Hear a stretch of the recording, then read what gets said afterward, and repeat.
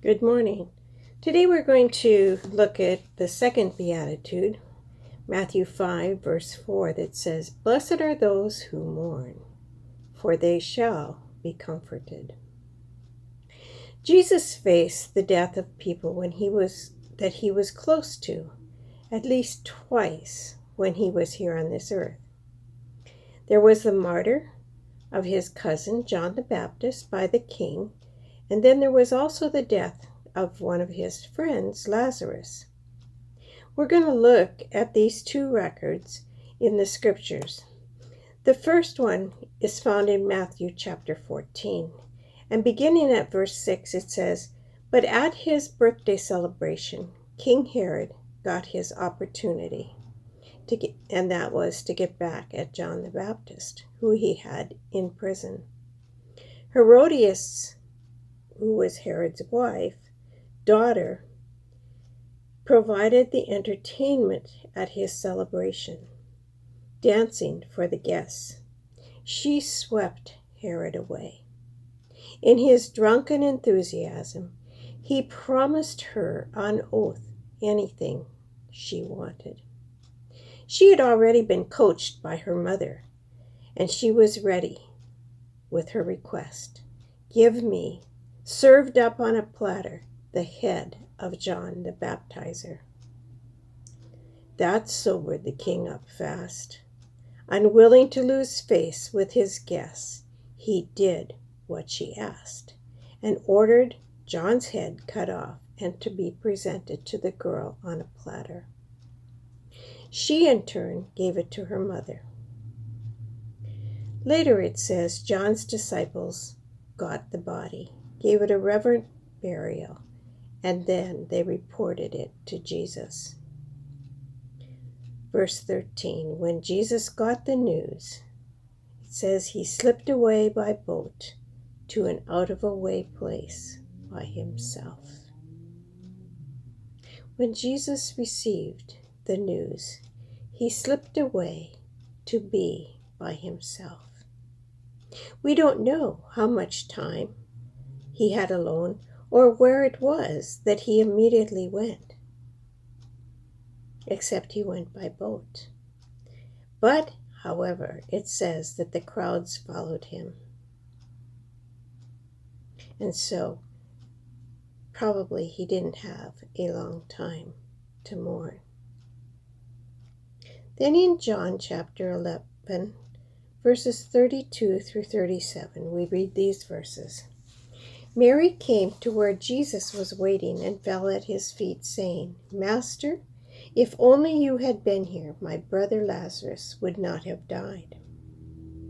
When Jesus saw her sobbing, and the Jews with her sobbing, a deep anger welled up within him. He said, "Where did you put him?" They said, "Master, come and see." Now Jesus wept. Then the Jews said, "Look how deeply he loved him." Others among them said, "Well, if he loved him so much, why didn't he do something to keep him from dying?" Even Jesus felt pain as well as anger at physical death. You and I too feel pain on physical death of people. And there's times that it also brings anger to us because it is caused by injustice. So if you read John chapter 11 from the beginning, you will see that though Jesus got the message that Lazarus was sick, he did not hurry on his way and heal him. In fact, when he was on his way, he told the disciples that Lazarus was sleeping rather than admitting that Lazarus had already died. Here it was all about the people coming to know the power of God over death here on this earth. For me, I have always felt comfort from these verses, as it shows me that God really does weep This not only confirms to me that tears are okay, but it shows the true heart of God. He is indeed saddened over the earthly death that is the result of sin, the sin of Adam and Eve that was passed on to all of humanity.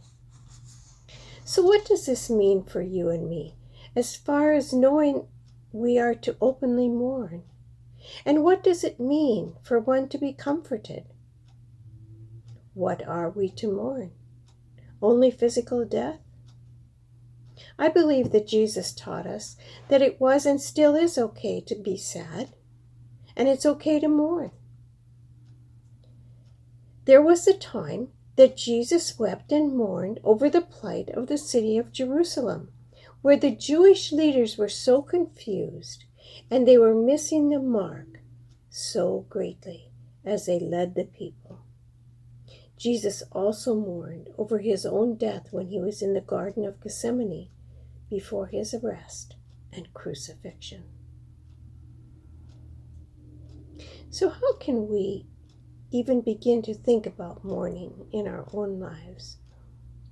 First of all, we need to embrace the sadness of what is lost or what is going to be lost. Jesus embraced his death before it happened. He went to the garden alone, finding a comfortable space to cry out to his Father. You and I too must make space to mourn. For some of us, it may be that we like to mourn in private. For others, it may be that we need to have others around us, or at least a close friend, that reminds us it's okay to feel sadness and mourn. Sometimes the struggle is that we do not like to cry. And maybe it was that we were taught as a child that it was wrong or showed weak character if we cried. Maybe we have been told that as an adult too, or even have told someone else not to cry. We find ourselves uncomfortable around someone who is crying, and yet it is medically proven that crying releases and cleanses the body from negative energy and poisons that are not released, they can lead to illness as well as addictive behaviors. So by embracing our sadness, we take the time to mourn what could have been as well as what has been lost. It is the beginning of a healing process. Second, the scriptures tell us to be still. Wait for God. Know God. Grief, especially intense grief, often brings us to a point of stillness or quietness. One is so overcome with the grief that we reach a place where there is just no more energy to cry or weep anymore. And one just is. Maybe there's no words to describe it. I've been in that space myself.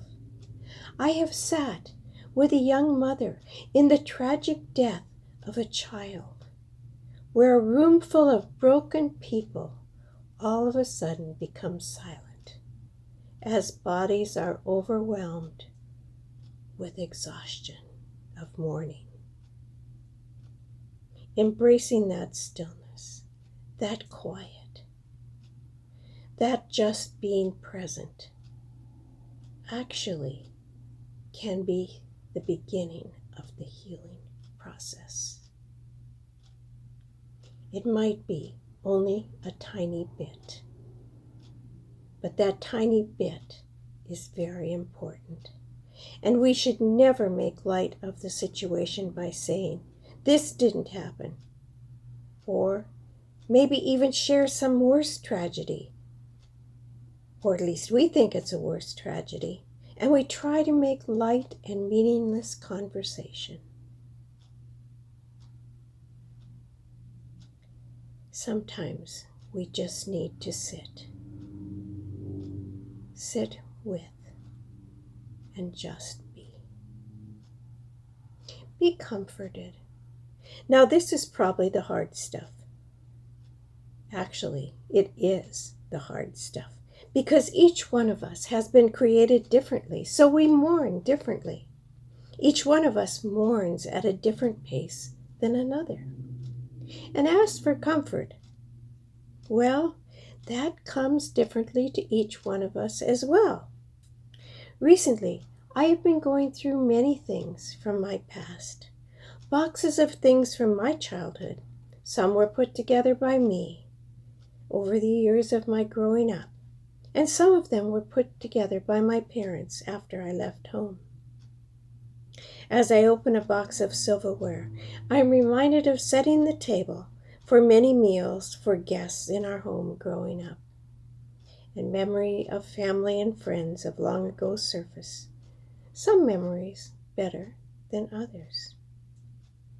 There is a colored photograph from the picture studio from when I was about 4 years old, hand-painted in the studio by the photographer's wife, and I realize how much my parents sacrificed to have that photo painted. I'm reminded of those days. They're gone. And at some point in time, I have mourned those times and moved forward. And now it becomes a blessed memory. I have photos of my life journey as an adult. And I think sometimes of the tears, the many, many tears wept at saying goodbye to dear friends and or family because of moving. Yet I find comfort in having those kind of relationships. There is the saying goodbye in death of one's parents, good friend or friends, a child, a teen, a young adult, an adult, each one who seemed to have so much more yet to live for in this world. But as the scriptures encourage us, we need to mourn, we need to weep, we need to embrace and admit the loss and the pain, and comfort each other. In 2 Corinthians 1, Paul writes this, starting in verse 3, "All praise to the God and Father of our Master Jesus the Messiah, Father of all mercy, God of all healing counsel. He comes alongside us when we go through hard times, and before you know it, He brings us alongside someone else who is going through hard times so that we can be there for that person just as God was there for us. We have plenty of hard times that come from following Jesus the Messiah, but no more so than the good times of His healing comfort. We get a good measure of that as well. Here Paul is speaking of the companionship of our lives here in this world and how important it is to have companionship of fellow Christians. I love that Paul says that we need a full measure of healing comfort. Have you ever felt a full measure of healing comfort from God? Or maybe through a friend or a family member? Someone who just listens? Or maybe it's someone who just sits with you quietly, not speaking. Or maybe it is someone who cries and weeps with you as you embrace your loss and or pain. Sometimes we are the one who is helping another, and sometimes we are the one who is being helped by another. Then I found these verses in Psalm 119, beginning with verse 73. It says, he says to God, "With your own very own hands you formed me. Now breathe your wisdom over me so I can understand you. When they see me waiting and expecting your word, those who fear you will take heart and be glad. I can see now, God, that your decisions are right. Your testing has taught me what's true and right. God, love me, and right now, hold me tight, just the way you promised. Now comfort me so I can live, really live. Your revelation is the tune I dance to. Let the fast-talking tricksters be exposed as frauds. They've tried to sell me a bill of goods, but I kept my mind fixed on your counsel, O God. Let those who fear you, God, turn to me for evidence of your wise guidance. And let me live whole and holy, soul and body, so I can always walk with my head held high. I'm homesick, God. I'm longing for the fullness of your salvation. I am waiting for a word of hope from you. My eyes grow weary and heavy watching for some sign of your promise. How long must I wait for your comfort? There's smoke in my eyes. They burn and water, but I keep a steady gaze on the instructions you post. How long do I have to put up with all this? How long till you haul my tormentors into court? The arrogant, godless try to throw me off track, ignorant as they are of God and his ways. But everything you command is a sure thing. Even though they harass me with lies, help me, God. They've pushed and pushed. They never let up, but I have not relaxed my grip on your counsel, O God. In your great love, revive me so I can alertly obey your every word. Here the psalmist recognizes and admits all of the struggle and struggles that we go through. He's wondering, when are these troublemakers going to be served with some sort of justice? I know that there are many of us, even today, who wonder, when is there going to be some sort of justice? How come the ones who have hurt me or have caused me pain seem to be happy? They seem to go on living as if nothing has ever happened. In the world, we wonder how those in leadership cannot see the damage being caused to others, the injustices that are being dealt out to people, how people are taken for granted or treated as if they don't exist or if they don't matter. So I ask myself, for myself as well as for you, what kind of comfort is God talking about here? Is it comfort in spite of injustice? Is it comfort only for the elite? Is it a spiritualized comfort that can only be a reality in one's spirit or mind, but not really embraced in the world as we exist?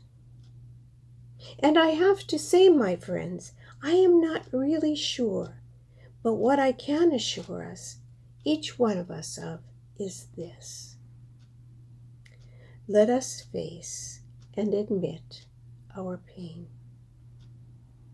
Let us face and admit the pain of each other.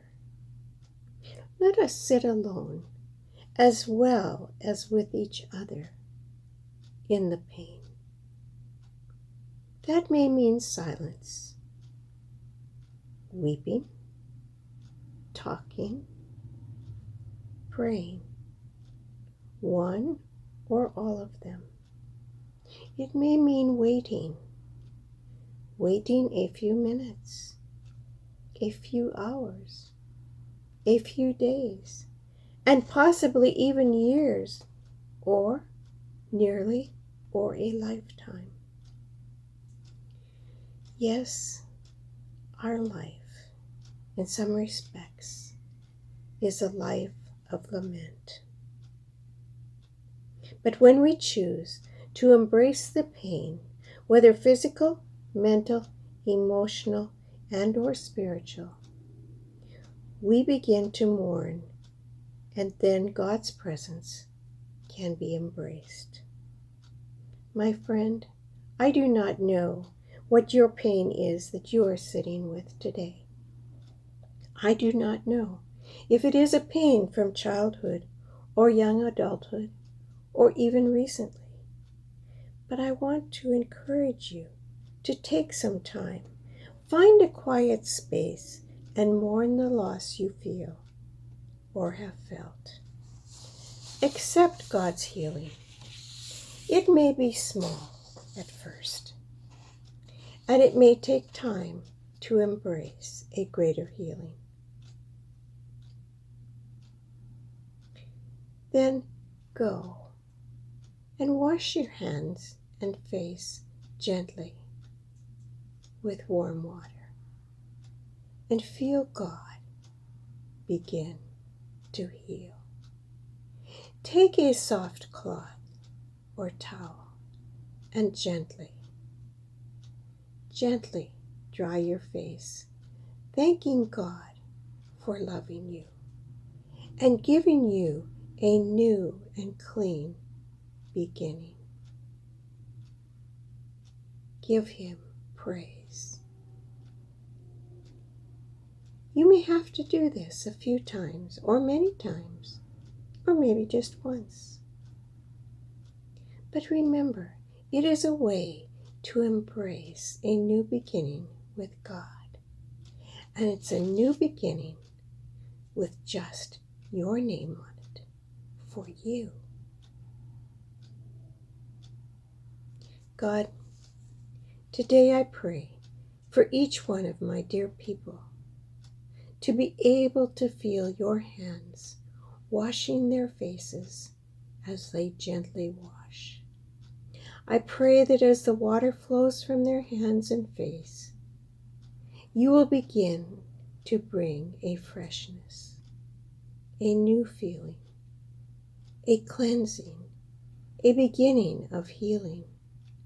And now, O God, please help each one of us to truly know your comfort in our souls.